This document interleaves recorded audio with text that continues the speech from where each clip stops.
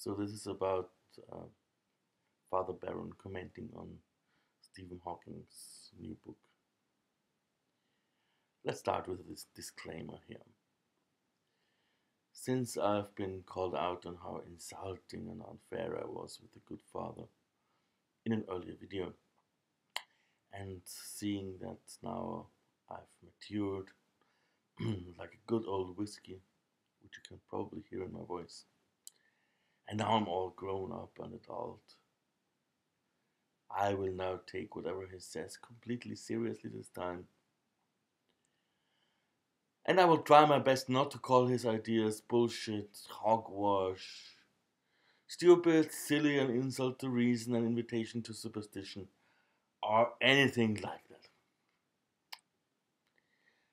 Now, if Hawking actually says in his book that the universe came from nothing because of gravity, then I'd agree with the good pastor that this is obviously wrong. I haven't read the book myself yet, so I cannot decide whether that's an adequate reading.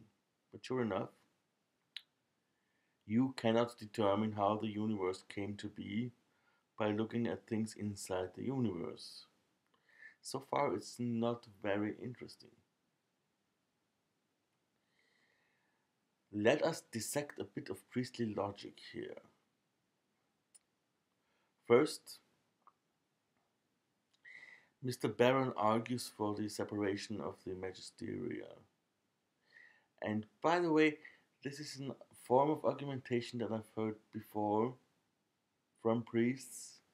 Seems to be very popular with them these days.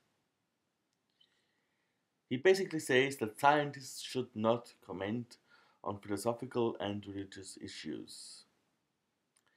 He's making it seem as if philosophy and religion were somehow something that you can specialize in, much as physics.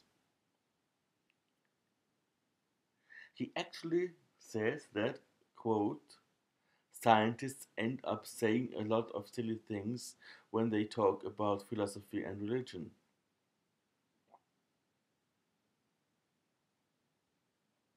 He then makes fun of the idea that something can come from nothing. He makes it seem as if inevitably this is what atheists believe. Then he argues that it takes a greater leap of faith to say that something came from nothing than to believe in God. Next, he says that the question of why is there something rather than nothing is a question for something outside the universe.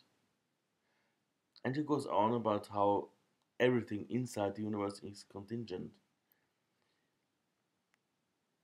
and therefore cannot explain itself. And now comes a very interesting and deeply unsettling part. Mr. Barron basically says every one of us is contingent. So to explain ourselves, we need to look outside ourselves. But we haven't found our answer yet, so we have to look further. Quote, what you can't do is look indefinitely, because then you haven't found what you're looking for, which is to explain our own existence. So we have to look for something which does carry, quote, which does carry within itself the very reason for its own existence.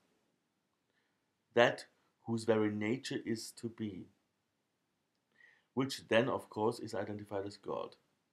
So, first, let's talk about the separation of the magisteria. Setting up philosophy and especially theology as a science always strikes me as odd. Thinking about God or about the essence of being or whatever is really nothing you can specialize in. It's just something you do if you're interested in that sort of thing. It doesn't really require any special knowledge. Sure, knowing the history of philosophy doesn't hurt because it keeps you from reinventing the wheel. But ultimately, whenever you strip away the fancy language and the theological smoke screens, these are pretty simple matters.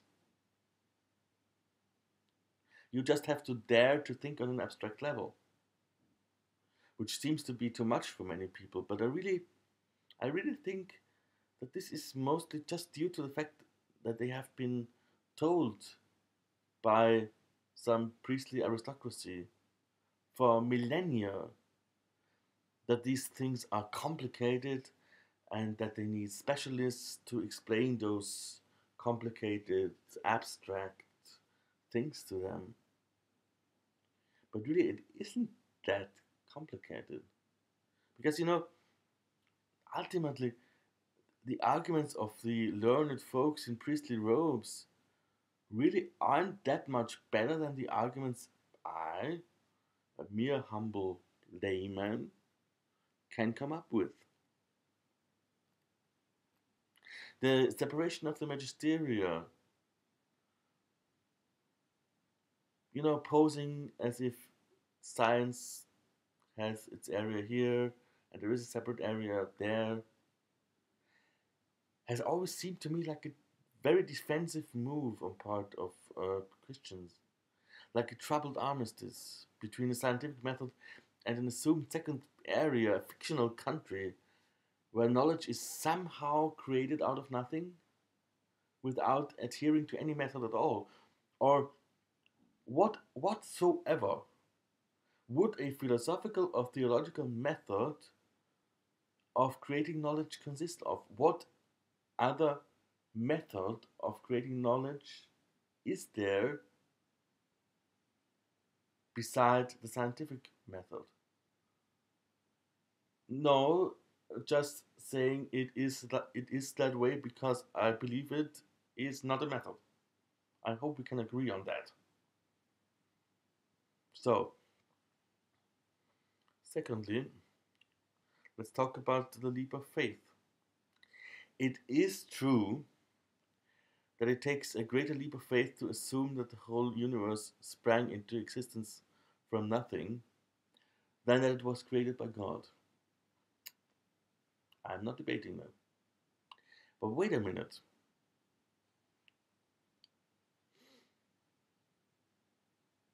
If you're saying that an intelligent being created the universe,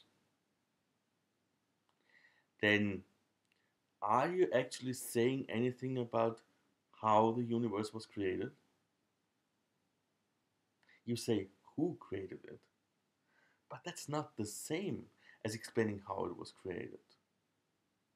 That's two completely separate questions. You're trying to answer the question of how, and all you're really doing is saying who. You have to rearrange your letters. So, spontaneous creatio ex nihilo, or in layman's terms, it just happened, is, I totally agree, a non answer. But God is the answer to the wrong question. And I personally find that not only distasteful, but downright dangerous because it seems at first glimpse as if it was an answer. It seems as if it would answer the question he posed, but it doesn't.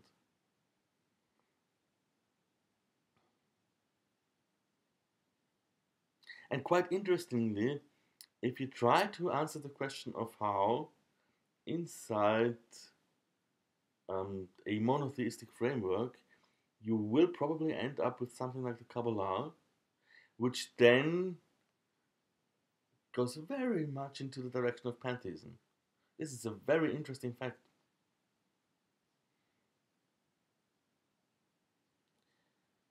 But moreover,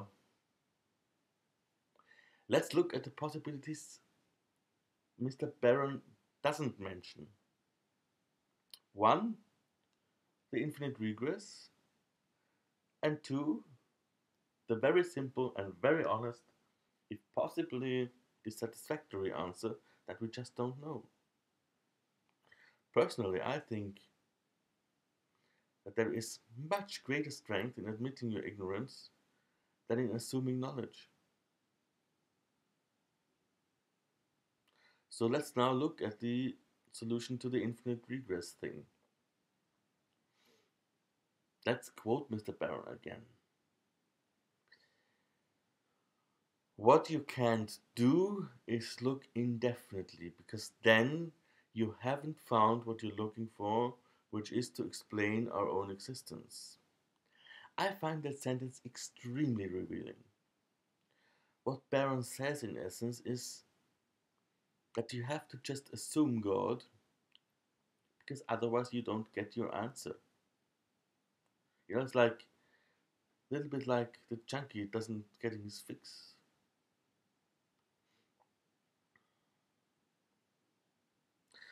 I find it odd how he just throws out the infinite regress, as if it was just obvious that it cannot be true. Well, he's studied Catholic theology. I know the curriculum a bit. I know that there is a lot of philosophy in that curriculum. So I know precisely that Mr. Barron knows exactly that there is no logical reason to dismiss the infinite regress. Yes, it leads to some very uncomfortable conclusions. Yes, it implies that we cannot give any absolute first reason for anything. What I don't get, and I never got, is how that implies that it's not true. You know, you cannot simply throw out a logically valid possible solution just because you don't like the conclusions.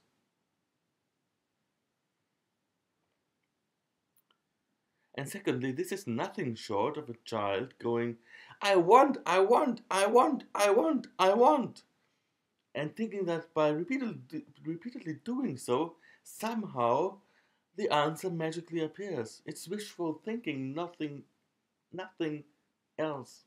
Dressed up in fancy words, but it's basic wishful thinking. You know, the logic really is, because we cannot explain our existence out of the infinite regress, therefore God exists. It's just the old argument from ignorance. And really, dear Mr. Barron, we all know that this is invalid, don't we?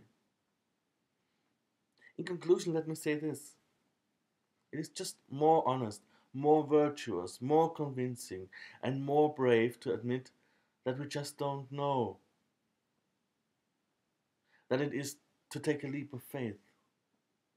There are good reasons why our brains tend to reject that notion. There are good reasons why it feels good in our brains to take that leap of faith. But that doesn't mean that we cannot do it.